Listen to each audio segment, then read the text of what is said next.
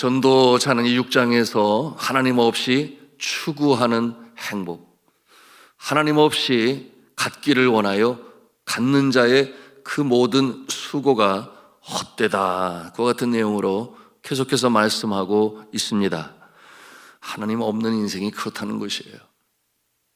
하나님을 떠난 이 부요와 행복은 존재할 수가 없다라고 하는 교훈입니다. 그러기에 깨달아 알아야 한다고 하는 것이에요. 2절 말씀에 보니 재물과 부요와 존귀를 얻었어도 하나님께서 그것을 허락하지 아니하시면 그것을 누릴 수 있겠느냐, 그렇게 묻고 있습니다. 그 행복을 누가 누리느냐? 다른 사람이 누린다고 그랬어요. 여러분, 이와 같은 경우는 어떠한 경우입니까? 하나님 없이 그런가 하면 갑자기 생명을 거두어 가시면 그렇게 되겠지요. 무슨 소용이 있겠습니까? 예수께서 말씀하신 비유 중에 한 부자의 이야기가 있어요. 한 부자가 있었는데 밭에 소출이 많으니 그의 마음에 생각하기를 곳간을 헐고 더 크게 짓고 모든 곡식과 물건을 거기 쌓아두자. 그리고 스스로 자신에게 말합니다.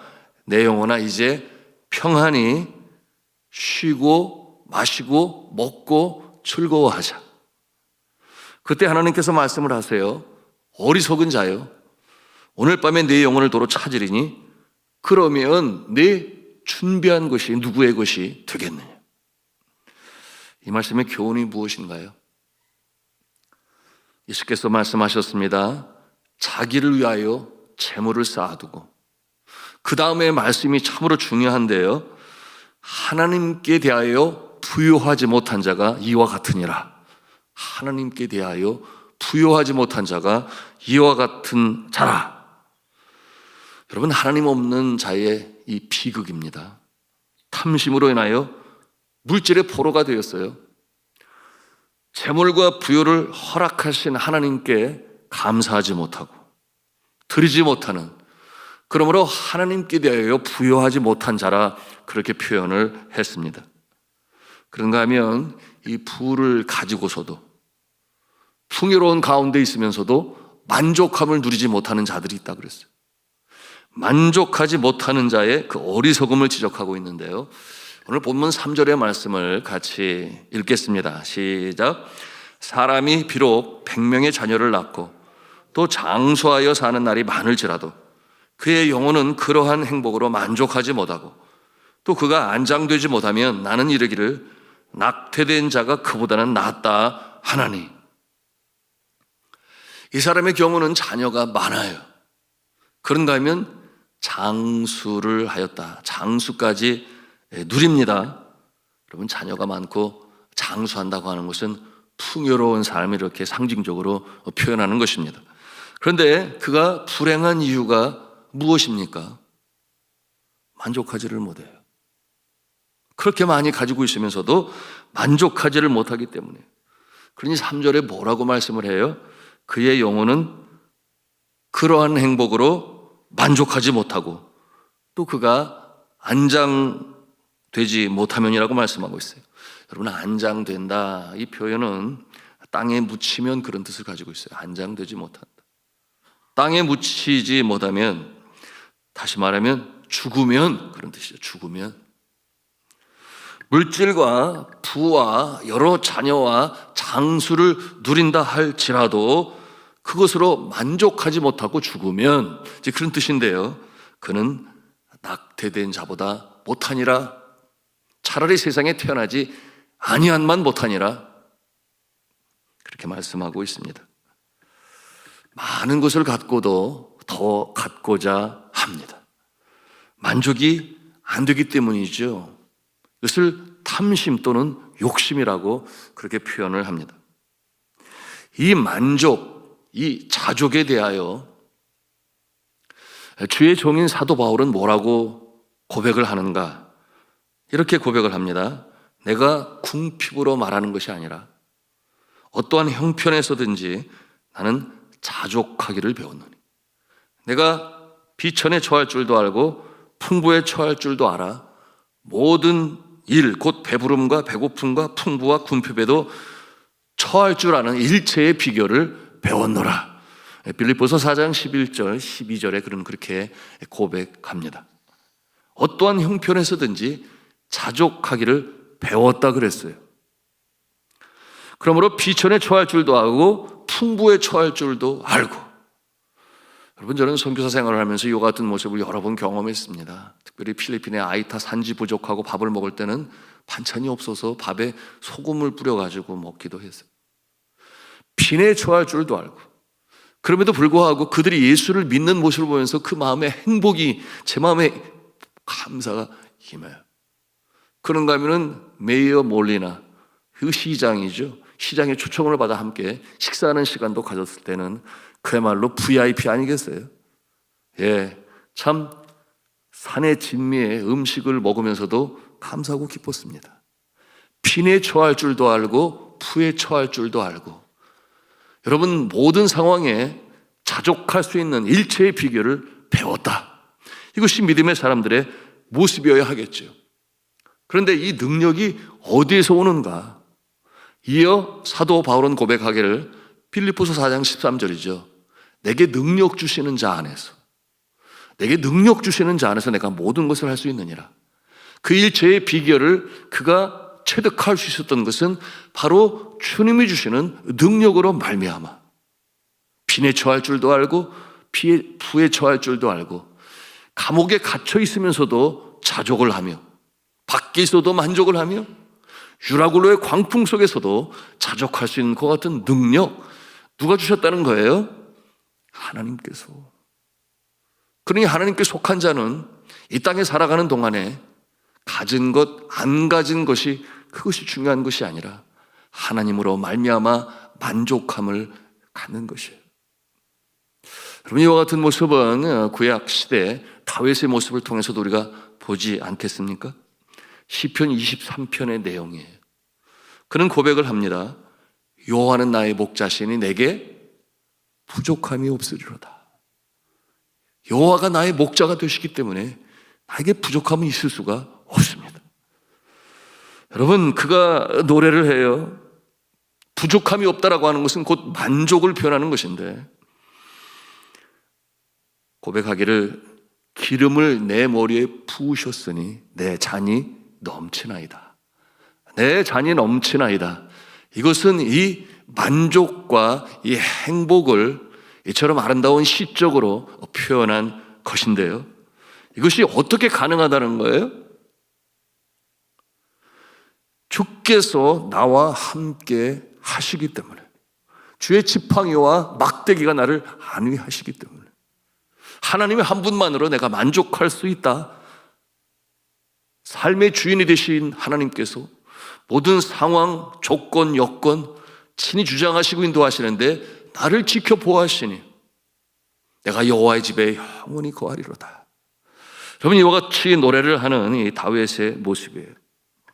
자, 많은 것을 가지고 장수를 누림에 있어서도 행복하지 못해요. 그 이유가 무엇이라고 그랬어요? 만족함이 없기 때문에. 자, 이와 같은 모습은 하나님을 경외하지 않는 자의 모습이라고 그랬습니다. 하나님을 경외하지 않으니 자신의 존재가 어떠한 존재인지 알지를 못해요. 하나님 창조주를 제대로 알지 못하니 자신이 누구인가를 알지를 못합니다. 자신의 실체를 알아야 하는데 생각이 거기까지 미치지를 못하는 거예요. 내가 누구이며 어디에서 와서 어디로 가는지. 여러분, 인생을 알지 못하는 자가 많은 것을 가진다 한들 여러분, 만족이 있겠습니까? 영적으로 지어진 존재가 그 영적으로 피폐한데 그 마음이 허전해요, 허무해요. 세월이 가고 나이가 먹어갈수록 여러분, 그와 같은 모습을 갖지 않습니까?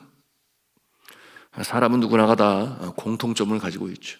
그것은 뭐냐 하면 죄의 문제를 해결해야 할 문제를 가지고 있고, 또한 누구든지 죽음을 맞이하는 이 공통점을 가지고 있습니다. 누구나 다 유한한 인생을 산다고 하는 거죠. 누구나 다 죽어요. 내가 그런 존재임을 자각할 때 비로소 보이는 것들이 있습니다. 그렇구나. 인생은 참으로 유한한 것이구나. 너나 할 것이다. 다 내려놓고 떠나야 하는 것이구나. 그럼 이와 같은 것을 언제 깨달아요? 평소에 몰라요. 장례식장에서. 여러분, 장례식장에서 저는 그와 같은 모습을 자주 대합니다. 죽음이 먼 곳에 있는 것이 아니구나. 특별히 사랑하는 사람을 보낼 때, 부모님을 보내고 사랑하는 사람을 보내고 또한 같은 나이 또래의 친구가 그렇게 죽어가는 모습을 볼 때 비로소 생각이 드는 거예요. 그렇구나, 우리 인생은 이렇게 가는 거구나. 올 때는 순서가 있어도 갈 때는 순서가 없구나. 다 놓고 내려놓고 가야 할 존재가 바로 인생이구나. 막연했던 이 죽음이라는 것이 이제는 자신에게 다가와 있음을 깨닫고, 그리고 죽음 저편의 세상이 언뜻 보이는 것이죠. 믿음의 사람들은 이미 알고 있어요. 그러므로 오늘 하루의 삶도, 내일의 삶도, 올 한 해의 삶도, 지금까지 살아온 것도 하나님께서 허락하셨구나. 그러므로 하나님의 은혜가 없이는 나는 하루도 살아갈 수가 없구나. 이것이 바로 믿음의 사람들의 모습이죠. 그리고 현실입니다. 생명의 주가 하나님이 되시는구나. 그러기에 하루하루가 감사한 것이, 내가 지금 살아 숨쉬는 것이 주의 은혜로구나. 그러므로 한 복음성가의 노랫말처럼 은혜 아니면 살아갈 수가 없네. 호흡마저도 다 주의 것이니 세상 평안과 위로 내게 없어도 오직 예수뿐이네. 크신 계획 다 볼 수도 없고 작은 고난에 지쳐도 주께 묶인 나의 모든 삶 버티고 견디게 하시네. 은혜 없이는 살아갈 수가 없네. 나의 모든 것 다 주께 맡기니 참된 평안과 위로 내게 주신 주 오직 예수뿐이네. 할렐루야죠. 아멘이죠. 어쩌면 그렇게 가사 한 구절 구절이 우리의 삶의 현실을 보여주고 있느냐 말이에요. 나의 모든 것 다 주께 맡기니 참된 평안과 위로 내게 주신 주 오직 예수뿐이네. 전에 사랑하는 성도 여러분, 예수로 말미암아 만족하시기를 주님의 이름으로 축복합니다. 주의 은혜를 깨닫는 자, 주로 인하여 만족함을 얻는 것입니다. 세상 부귀공명이 아무리 크고 많아도 그 심령의 주가 계시지 아니하면 만족은 없어요. 체험은 없습니다. 행복은 너무나 먼 것이에요. 늘 부족하다 여겨서 여전히 뭔가를 더 얻기 위하여 애를 쓰지만 그 심령의 허전함 어떻게 채울 길이 없는 것입니다. 이같이 만족함이 없는 자의 모습, 어떤 모습이라고 그랬어요? 우리 본문 6절 7절 말씀을 같이 읽겠습니다. 시작. 그가 비록 천년의 갑절을 산다 할지라도 행복을 보지 못하면 마침내 다 한 곳으로 돌아가는 것뿐이 아니냐. 사람의 수고는 다 자기의 입을 위함이나 그 식욕은 채울 수 없느니라. 아멘. 만족하지 못하여 많은 것을 가지고도 행복을 누리지 못하니 장수가 소용이 없어요. 그 식욕은 산의 진미로 아무리 좋은 음식을 먹어도 채울 수가 없다, 그렇게 표현했어요. 여기서 이 식욕은 하나의 상징으로 쓰인 거죠. 아무리 맛있는, 지난 연말에 귀한 분 모시려고 뷔페를 알아봤더니 하얗게 끝났다고 그러더라고요. 근데 뷔페 가격을 알아보니까 세상에 14만 원, 15만 원, 16만 원 그래요. 야, 이렇게 음식이 비쌀 수가 있구나. 몇 끼 식사가 그렇다는 거예요? 한 끼 식사가 그렇다는 거예요. 한 끼 식사가. 그런데 아무리 산의 진미에 맛있는 것을 먹어도 4시간이 지나면 어떻게 돼요? 다시 배고파져요. 4시간이 지나면 다시 배고파져요.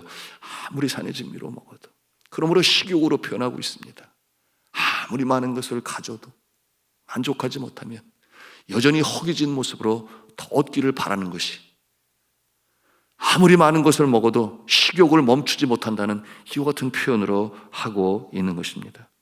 그러므로 행복할 것이라고 여겨 끊임없이 애쓰고 수고하여 모으지만 여전히 그 영혼은 만족함이 없다. 그러나 하나님 안에 있는 자들은 만족함이 있습니다. 그렇게 감사하며 살아가요. 인생관이 다르고 물질관이 달라요. 지난 1월 21일에 제가 본 내용인데 스크랩을 해두었습니다만은 제목이 연세대에 200억 대 기부한 할머니, 그 제목이었는데 그가 말했어요. 재산을 죽을 때까지 붙들고 있으면은 뭘 하겠어요? 다 나누고 가야죠. 신실한 기독교인인 현영숙 씨인데 나이 85세십니다. 4년 전에 남편을 여의었어요. 남편은 고 이재훈 변호사와 함께 모은 전재산 200억 원을 연세대에 기부한 것입니다. 남편 이 씨는 1935년 황해도 연백에서 장남으로 태어났고 1951년 일사 후퇴 때 월남했습니다. 16세의 소녀는 가진 게 없잖아요. 그러므로 중학교 중퇴 후에 신문 배달, 구두 닦기를 하며 독학으로 공부하여 1958년 고등고시 사법과에 합격을 했어요.